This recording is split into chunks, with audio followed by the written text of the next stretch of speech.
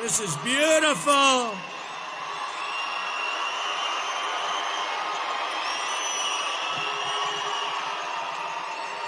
Thank you, everybody. Thank you. We love you. We love this area. Many, many friends up here, folks. And we've been, in terms of the state, we've all been suffering together. You know that, right? But it is going to change. And we apologize for airplane hangars, but they're the only things that hold our crowds because something's going on.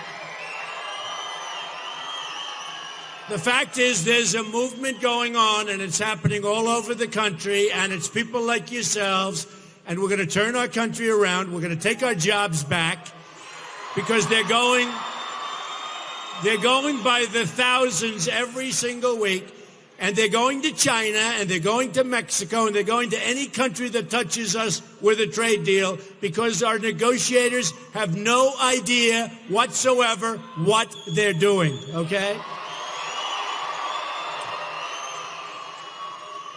So we're going to turn it around, and we're going to turn it around very quickly. I just, in coming up, I wanted to read. Do you mind if I take this coat off? Do you mind?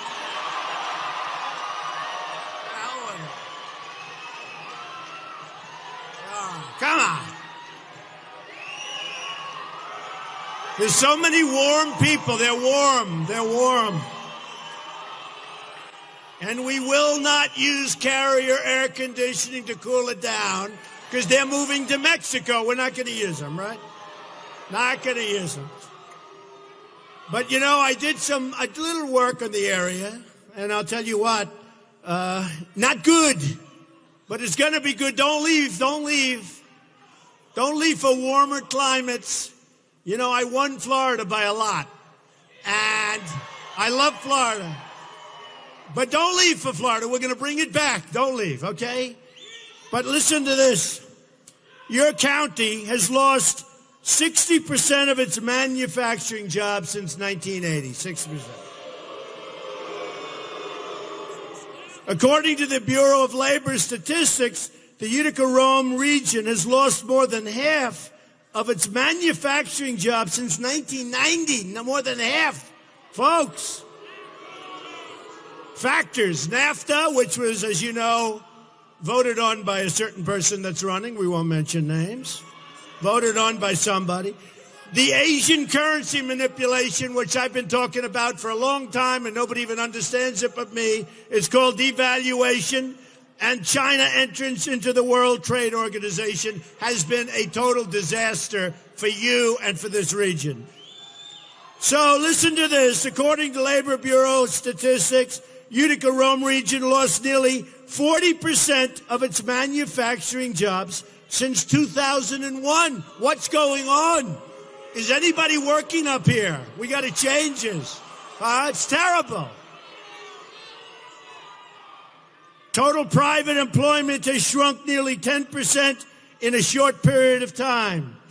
Median household, this is something, median household income in New York State today is $3,700 less per year than it was in 1989, inflation adjusted.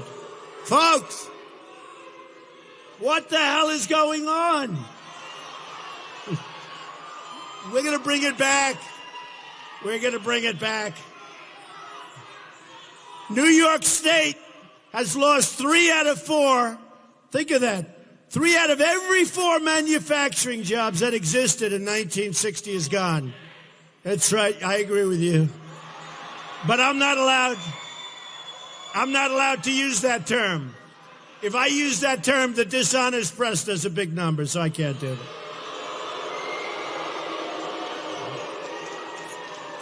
Shout out whatever you want. I'll just say I agree, all right?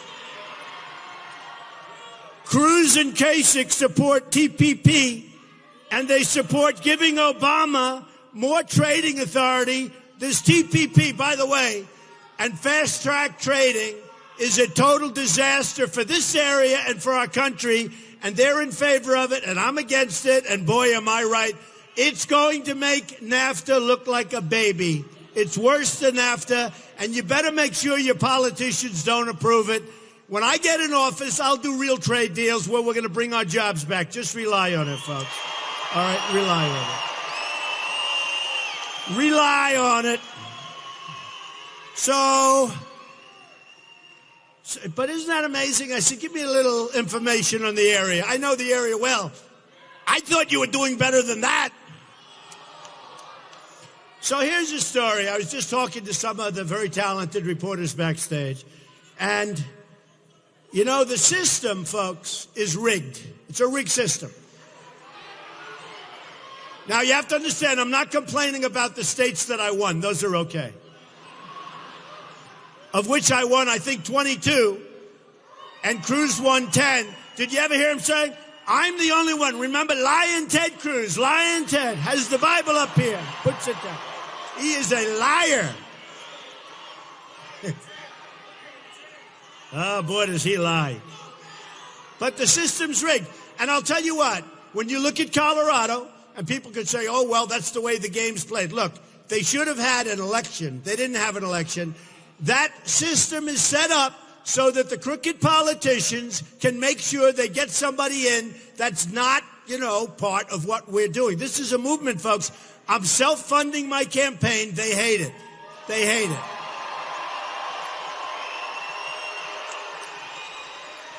They don't want me to self-fund my campaign.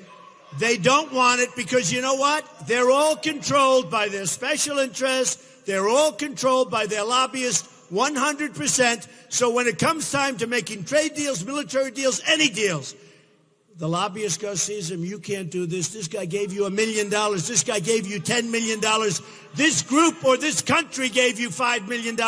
You can't do it. And they said, okay, I won't do it. With me, they didn't give me anything, folks, okay? I'm working for you. I'm working for you. So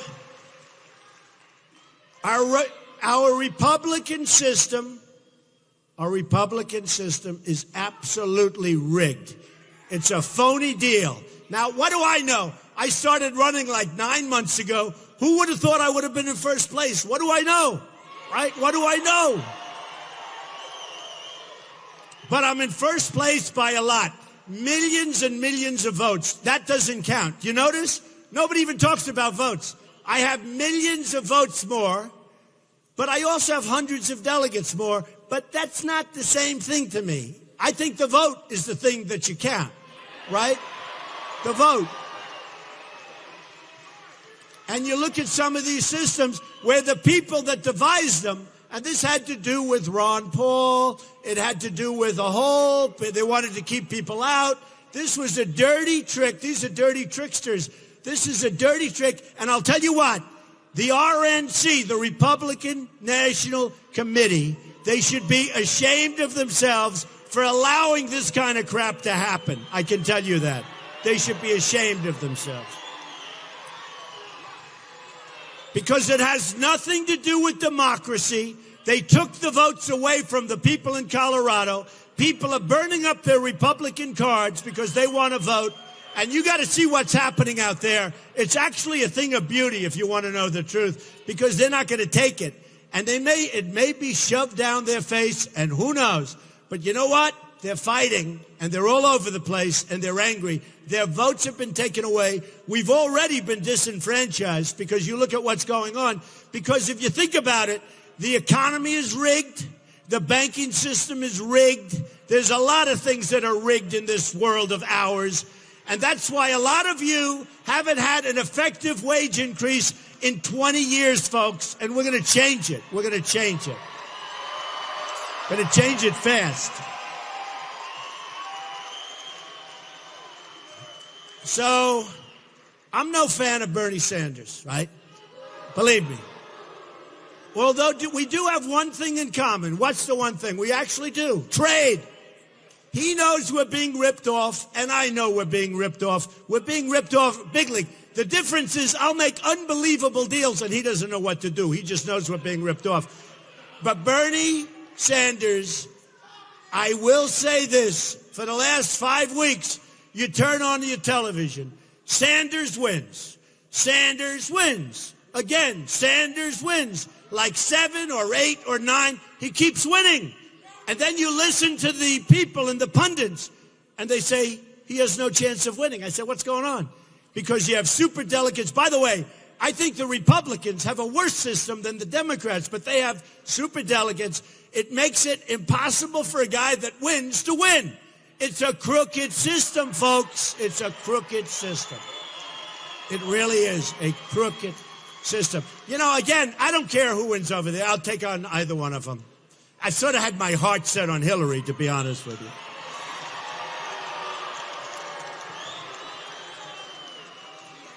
And her whole life, remember this, her whole life has been one big lie. It's been one big lie.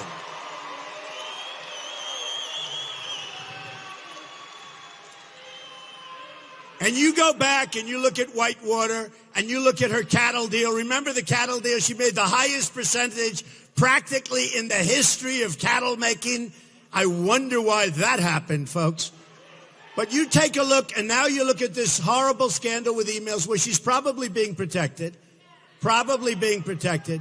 because people that did 5% of what she did have had their lives destroyed, and her life is just fine. It looks like she'll be the candidate, and in a certain way, that's really the one I want to run against. We will beat her so badly. We're going to beat her badly.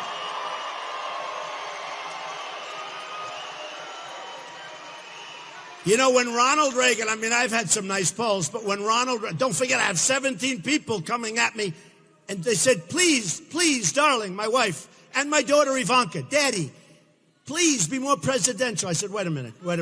I got 17 people throwing barbs at me.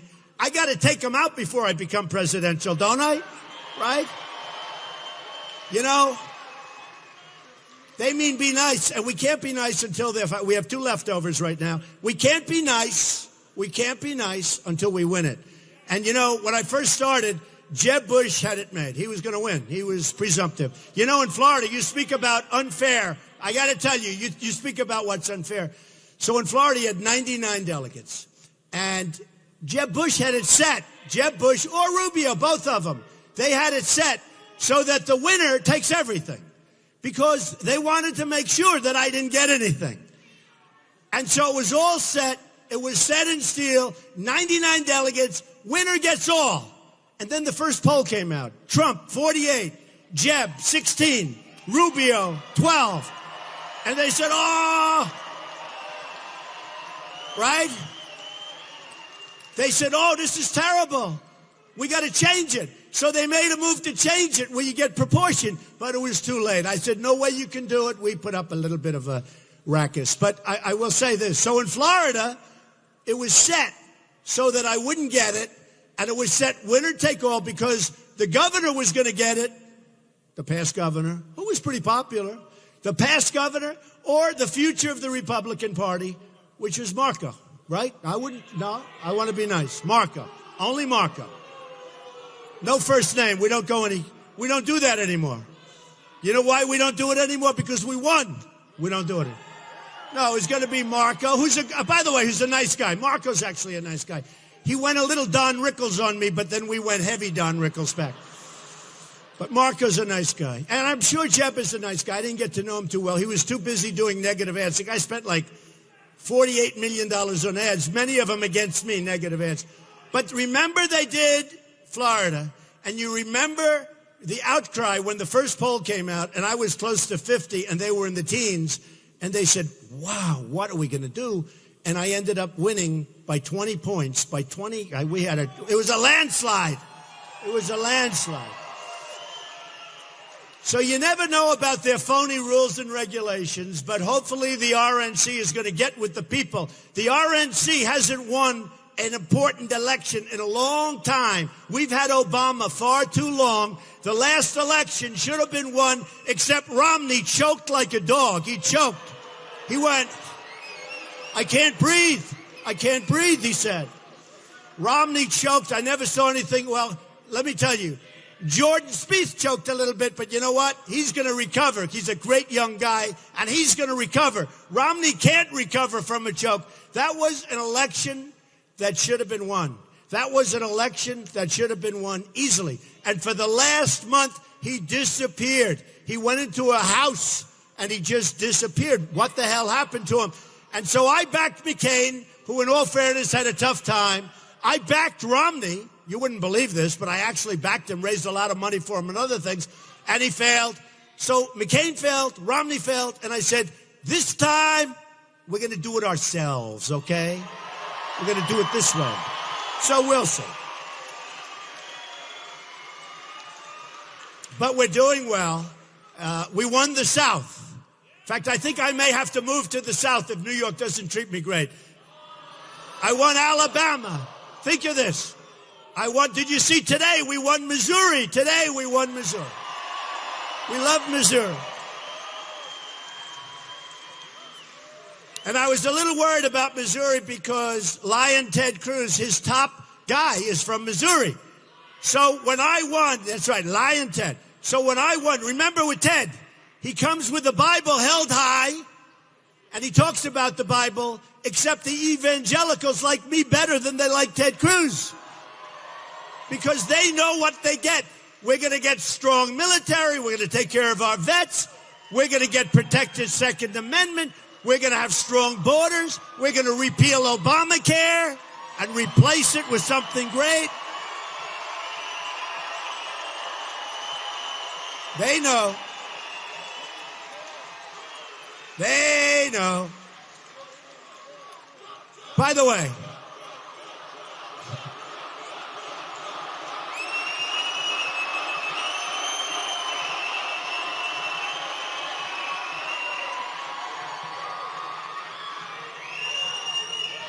they know. They know. They know what's going to happen. They know we know how to win. You know, we know how to win, folks. You know, I saw a couple of the guys that I defeated soundly, and they're saying, but he won't do well in the general election. Well, they said I wouldn't do well in the primaries, too. You know, I mean, same guys. He won't do well. Now, I haven't even started on Hillary, and my numbers are better right now than Ronald Reagan's numbers were with Jimmy Carter. You know, Ronald Reagan, who was great, he had a 30 favorability, and he was behind Jimmy Carter by so much. Everybody said, oh, this is going to be a disaster. And Jimmy Carter, now I will say this, the last person that Hillary wants to run against is me. I will tell you that. And I know that for a fact. But Jimmy Carter wanted to run against Ronald Reagan. He said, oh, please let Reagan win. And he was so far behind Reagan. And by the time the election took place, it was a big victory, an easy victory for Reagan. That's what happens. That's what happens. Because you aim your fire at that person. Now, I've only done it once to Hillary. I've only done it once. That was about 2 months ago, right? And because of that, Bernie did well. I was the best thing that ever happened to Bernie. Because I hit her and Bill so hard when she used that phony little thing she said, that she went down, he started doing well, he stayed the same, and all of a sudden, Bernie was doing well, and I got no credit for it. I took her from here to here. And you talk about unfavorable numbers. So watch what happens once I get rid of the rest, okay? I want to be nice. I want to be presidential. I want to be presidential.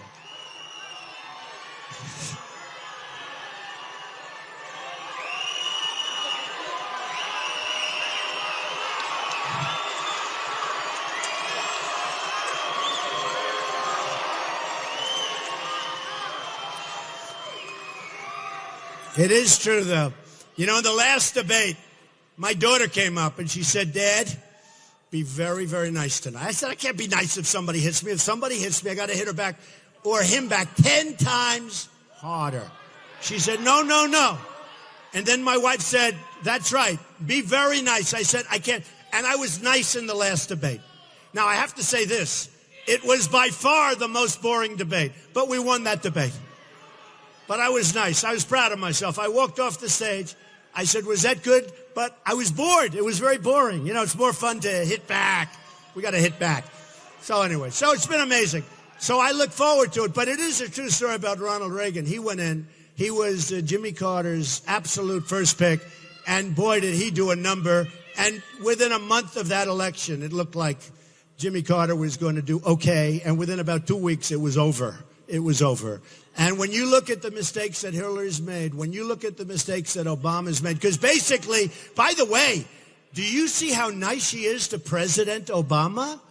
Oh, yes, Mr. President. Yes, sir, Mr. President. Whatever the president wants is okay with me. Whatever he wants. You know, she didn't used to be that way with him. In fact, she cannot stand President Obama. She did. But now, what does the president want? Well, he wants it. Oh, well, I want the same thing. Isn't he a wonderful president? That's Hillary. I wonder why. Does anybody know why? That's right, folks. That's right. Isn't it amazing how nice she is? She's so nice to the president. Let me tell you, nobody's going to be voting for a third term of Obama. He is a total disaster. He is a disaster. And nobody's voting for a third term. So that's what I really look forward to. I think we're going to do great. I think we're going to do great in New York. You got to get out and vote next Tuesday. Got to do it. You know, we've had so much press on this movement. And people said, even last night on Bill O'Reilly, they had Brit Hume, who never says anything good about me, but he actually said, it's a phenomena, what's taken place. He actually said that. I couldn't believe it. No, O'Reilly was nice. But he had Brit Hume. And Brit Hume, you know, he hasn't been particularly nice, Brit Hume. And he's a stiff. These people, my people, these are my people. These are my people. Sometimes I can't believe it when I hear a foul-mouthed person like that. No, but he said it's a phenomenon. What's happened? He actually said, thank you. USA is right. It's going to be USA. America first, folks. America first, right now. But he actually said, and he means it, he probably doesn't like me, but he said what's happened and what Trump has done, it's a phenomena. He said something to the effect that it's probably never happened in the history of this country. And it's true. You know, wherever I go, we have crowds like this. We have crowds that 35,000 people in Mobile, Alabama. We had 20,000 people, 5,000 people in Oklahoma. We go, no matter where we go. New Hampshire, which we won in a landslide. South Carolina, landslide. We won all these states. Many of them we weren't expected to win. You know, we weren't expected to win. See, in those cases, the rules are okay, right? Yes. But if we lose one, the rules are no good. No. The rules are no good when you don't get democracy. The rules are no good when they don't count your vote. When they don't, like in Colorado. The rules are no good when you have to play dirty tricks in order to pick up delegates, okay? And I don't think it's going to matter anyway, because a guy like Cruz, don't forget Cruz.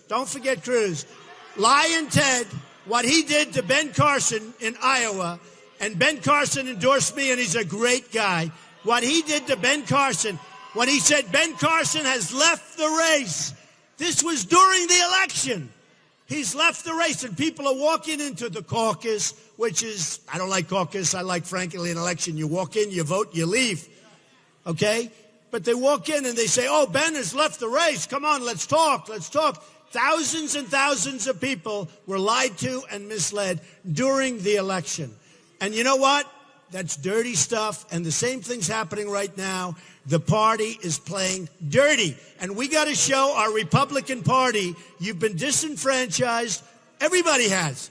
You got to show the Republican Party that they can't get away with this stuff any longer, because it's enough. And we've had enough losses. We've had enough losses with Romney types that are stiffs that can't get elected and never had a chance. We've had enough of this stuff. We're going to win, and we're going to win so big, and we're going to bring the country back. And I'm going to take trade deals, and I'm going to have jobs come back to our country. They're not going to Mexico anymore.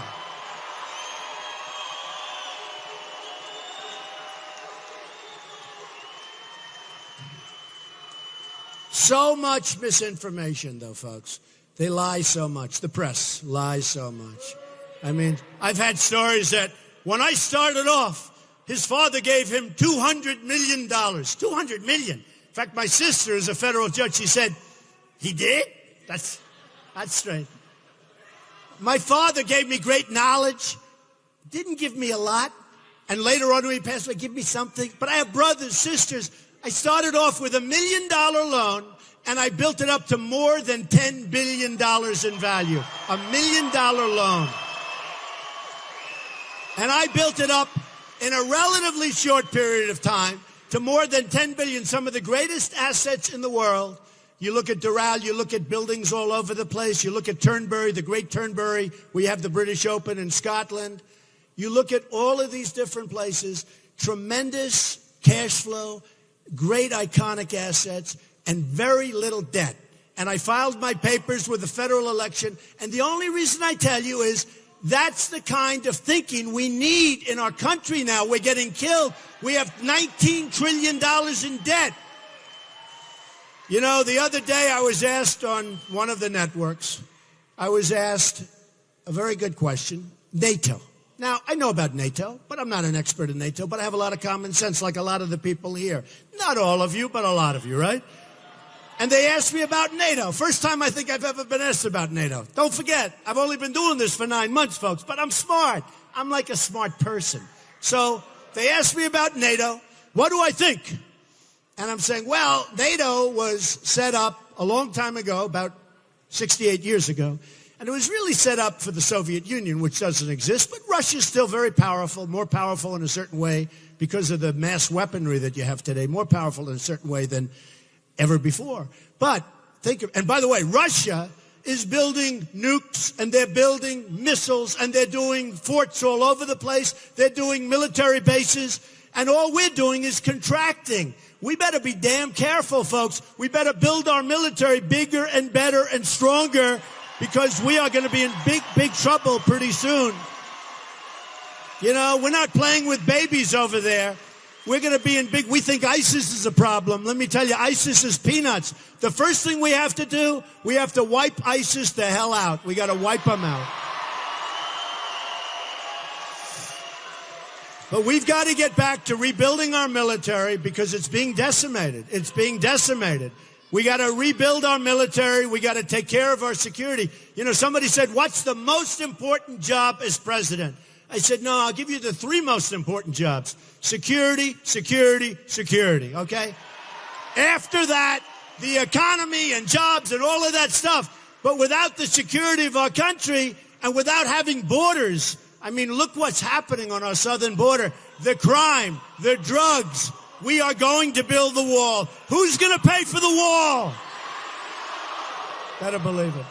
By the way, you know, the lying people back there, they think that I kid. Even these guys that I'm up against, you can't get Mexico to pay for the wall. I said, he's right. He's right. You cannot get Mexico. I said, let me tell you something. We have a trade deficit with Mexico of $58 billion a year. That doesn't include all the drugs that come across the country. We get the drugs poison our youth, and they get the money, and it just goes back and forth. We get drugs, they get money. That's not even included, and that number's probably bigger. Who the hell knows what that number is? By the way, this week, the Border Patrol, 15,500 unbelievable people endorsed Donald Trump for a reason. And they've never endorsed a candidate for president before, and it's not even a good thing for them to do it because, you know, now they'll have repercussions. But they really said, we don't care. He's the only one that gets it. He's the only one that understands. And then you had Sheriff Joe Arpaio, who's a fantastic guy. He endorsed Donald Trump. We've had so many great endorsements with Governor Christie and with Sarah Palin and with everybody. Vanderplatz, our friend Bob Vanderplatz from Liberty University. We have had Ben Carson, I told you, great. I mean, I'll tell you what, we have such great Jeff Sessions. Cruz would get up and he'd talk about the great. I mean, look, Senator Sessions is so respected in Congress, in the Senate, all over Washington. And Senator Sessions, Cruz would talk about him. Senator Jeff Sessions said this. Senator Sessions just endorsed Donald Trump. Even I was surprised. All right? I believe he's the man that Ted Cruz, Lion Ted, respects more than anybody else in the U.S. Senate. And he endorsed me. So that's a big endorsement in my book. So I want to thank him. But look, when this all began, folks, it was June 16th. Thank you, I think.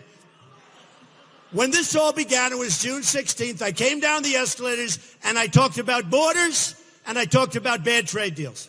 And we went very rapidly up. And from virtually a couple of weeks after I announced till now, we've been number one every single week. Every single week. And there's a reason for that. And the reason is security. And by the way, nobody respects women more than Donald Trump. Nobody.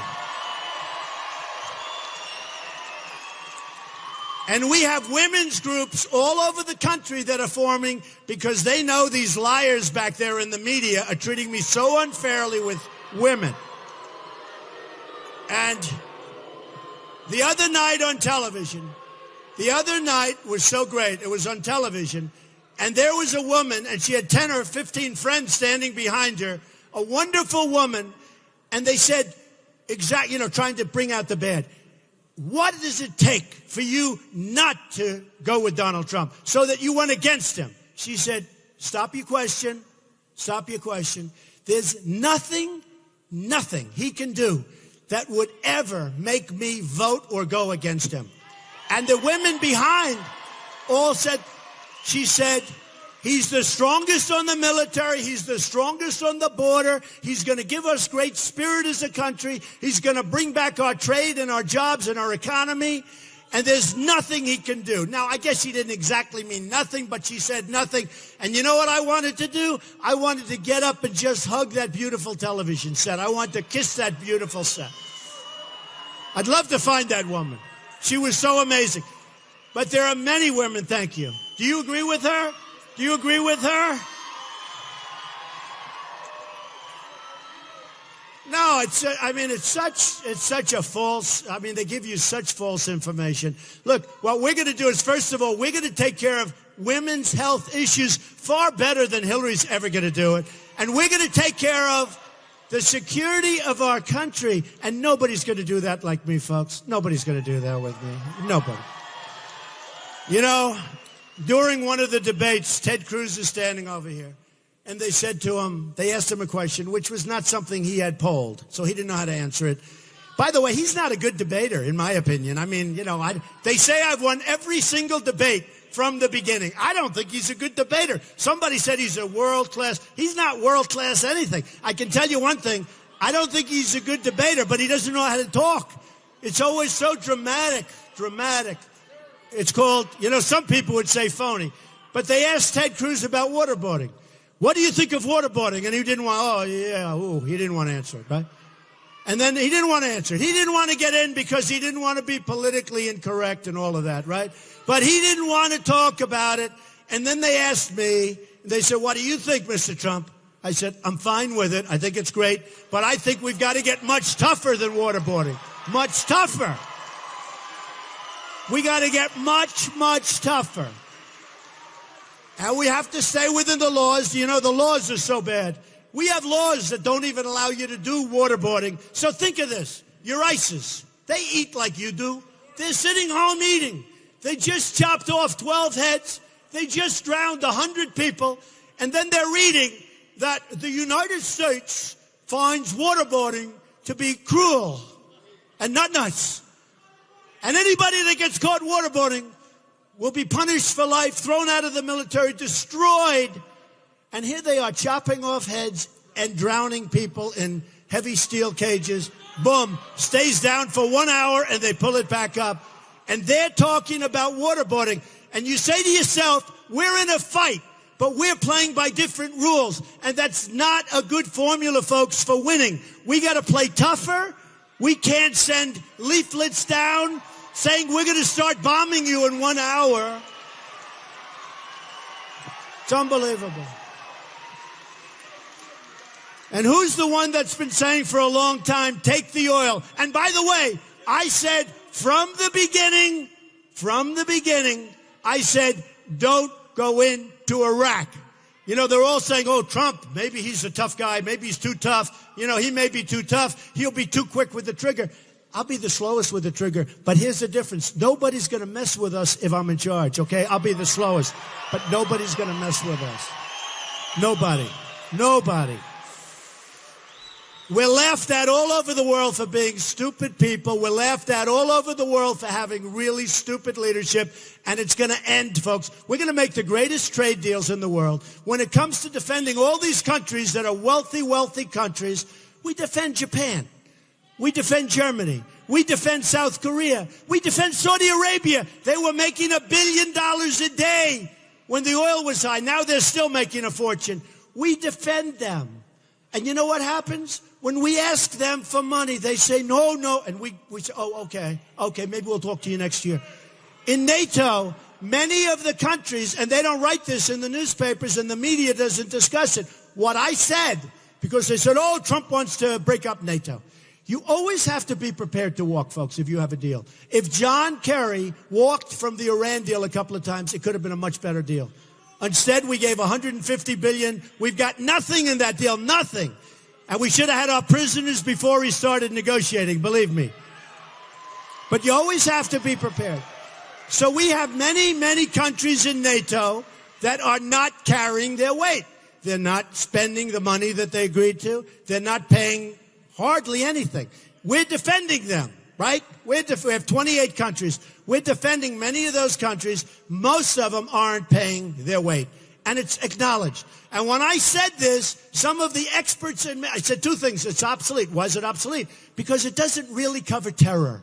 And if it does, we have a lot of the wrong countries in there because these aren't terror countries. They do have problems with Soviet Union, now Russia.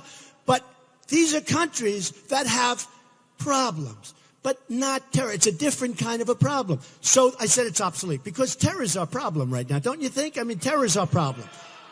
Honestly, we have so many problems. We've had such bad leadership. We have problems. You go back 10, 12 years, and I'm including other people when I say that.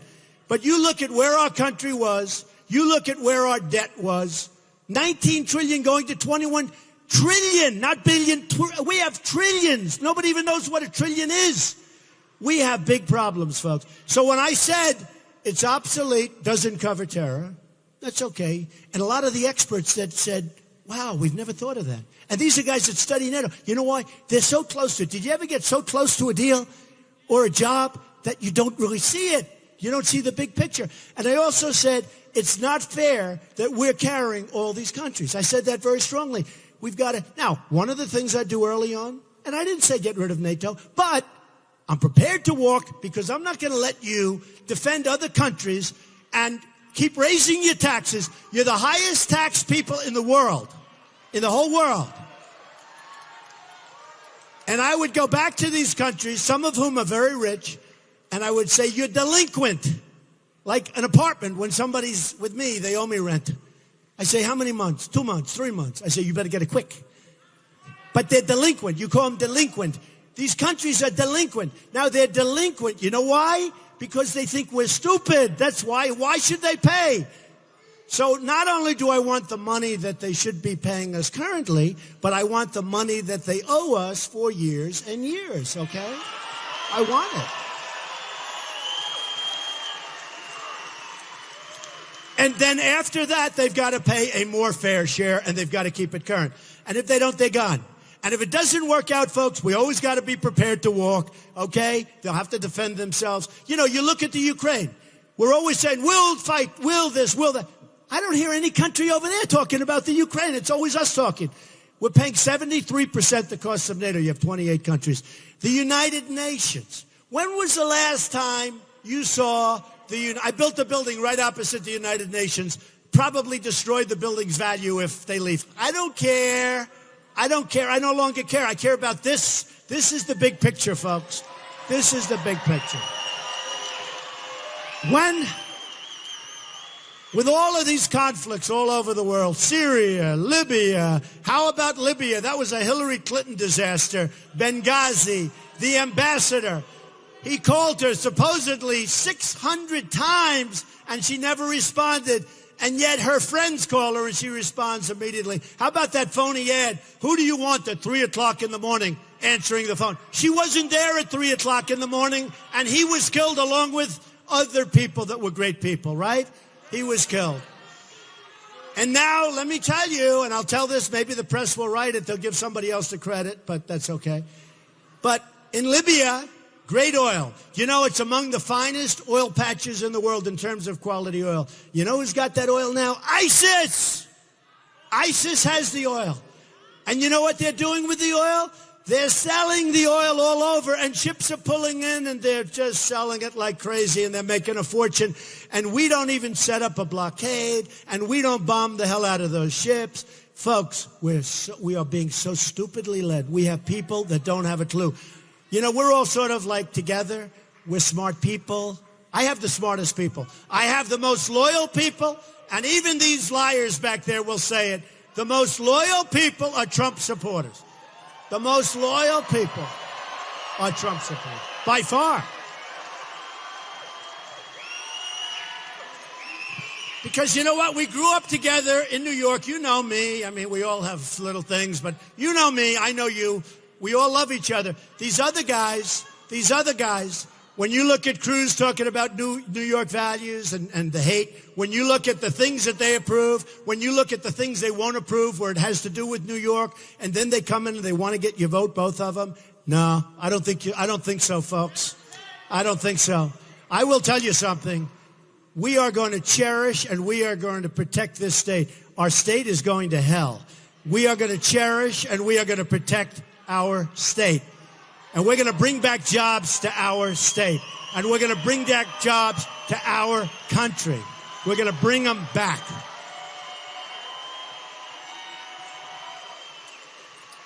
So here's the story, just to end it. Look, we have a big election coming up. It's a very important election. A very, very prominent writer, journalist called me and said, somebody I do respect, and said, how does it feel? How does it feel, Mr. Trump? I said, what? He said, what you've done has never been done. Like Brit Hume, what he said last night on O'Reilly. What you've done has never been done in the history of American politics. And I said, no, I know, it's wonderful. I said, if I don't win, he said, no, you don't have to win. What you've done, I said, you're wrong. If I don't win, I will consider what I've done a massive waste of time and my money, not your money because I'm self-funding, but my money, a massive waste of time. Because I'm not looking for accolades in 3 years when they talk about the various elections. I don't care about that. The only way we're going to turn this country around, because all these guys like Cruz and like the senators and like all of them, the politicians, they're all talk, they're no action. Nobody knows them better than I do. I know them better than anybody. All of these guys, every single one of them, are controlled. And they're controlled by special interests, and those special interests in many cases are adverse to our country. So here's the story. Get out and vote on Tuesday. I will not let you down. We will win again. We will win. We're going to make America